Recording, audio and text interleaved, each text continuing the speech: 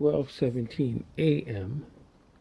and as I look into the house through the glass, you know, and I see all of the empty space of its 3,000 or 2,000 plus square feet, or 200 or 300 square meters or whatever.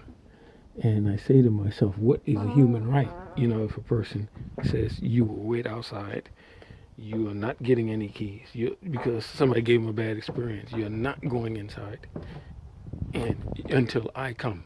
When I'm in the house, then you're there. If I'll be coming late tonight after 11 or after 12, but other than that, you will be outside.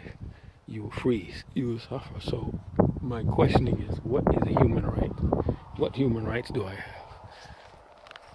In the middle of the high nation state, being a citizen of a high nation state, what human rights do I actually have if I have to live in the street?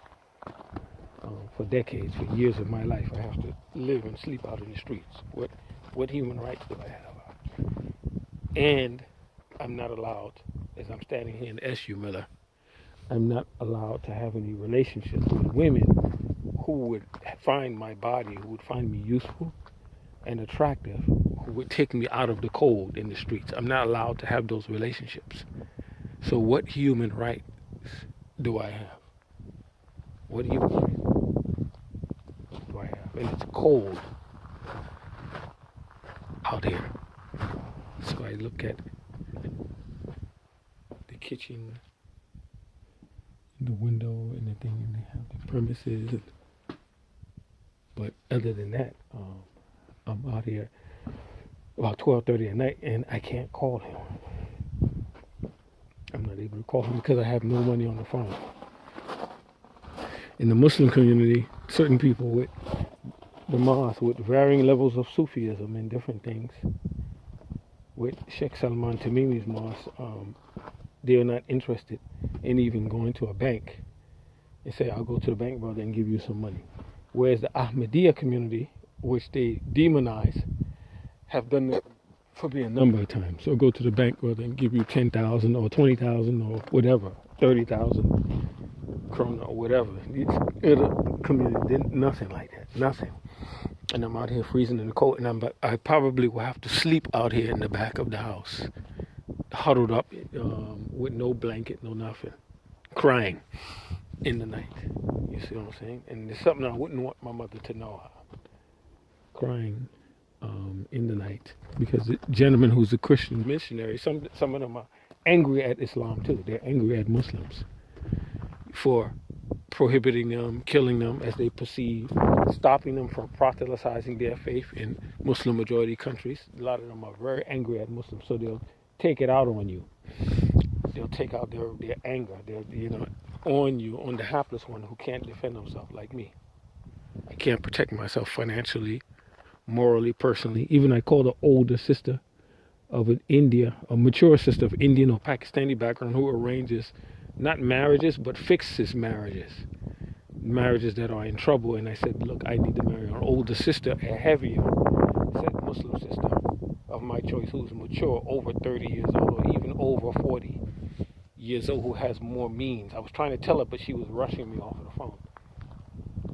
A Muslim sister that has more financial means than I do, and all I could offer is that I am in the process of getting myself ready to work, getting myself ready to be able to earn income for the sister, whoever the prospective sister is. But my life financially is a mess. I'm insolvent. And I have to tell the truth about everything. Please find somebody like that. You mean to tell me in this ummah there isn't nobody like that? No sisters like that? Plenty. Instead of me living out here on the street like this. It's cold, man. It's cold. It's cold. As later as it gets later, it gets colder. So I'm gonna have to huddle up in the corner behind the house and try to sleep, which is going to be hard to do because I have very weak clothing. I don't have very thick or heavy clothing on. The clothing I have is very weak. It's more less a semblance of trying to look good as opposed to being warm. All the possible warm clothes I have is dirty. They're all dirty, and I haven't had the money to wash. Meaning he has a washing machine here at this Christian outhouse, good place, but he doesn't have a dryer. There's no dryer. So when I did have a little bit of something and bought the detergent and everything, there's no dryer here, and the weather was bad. We are not able to put the clothes out. He has a clothing line hanging out here, which you see, but we're not able to put the clothing out, because not able to put the clothing out because the weather was bad and snowing and raining and changing. Yeah. There was no steady sun.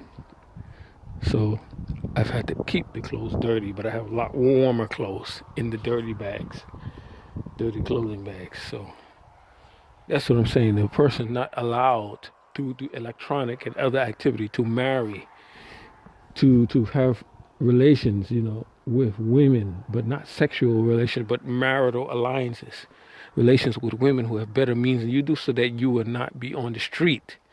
There are a lot of men of my religion that are actually doing fornication, screwing around with women in desperation to get documents and papers, but the older, mature women to get themselves off the street. To get themselves off of the street. That's why I don't condemn these brothers that are coming from Morocco or places in Africa and other places. They're getting themselves off the street, man. Out of here, And people's rooms and garages or backyards or whatever, corners or outhouses or whatever situation they're trying to do just to get some rest and sleep. They're trying to get it through women in Switzerland and Germany and other places, because women are given more allowances than men are. You know what I'm saying? And the darker hued men, Afro ethnicity and others, Arabs and others, have a hard time.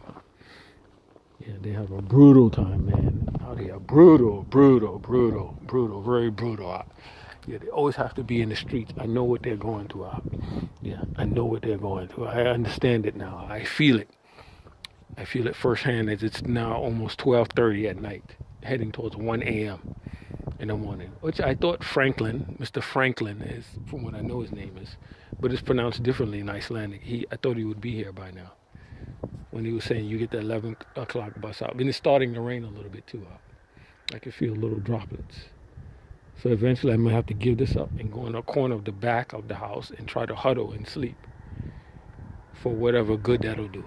Hoping, praying that he shows up, that he eventually comes tonight, so I can get some type of sleep. You see, this is part of the abuse, sleep deprivation. This is all connected with the United States government and what happened to me in Singapore, and activities, which there is a unit called the activity subsequent to that, staying on top of me, whereas actual people who have conducted harm against our good country in other well-meaning countries, they've been allowed to roam free, have relationships, have money and everything. I haven't been allowed to have nothing, and end up in the street like some kind of bitter retribution for my personal life. It's vicious, man. This is, I wouldn't want anybody to go through this. I really wouldn't want people to go through this.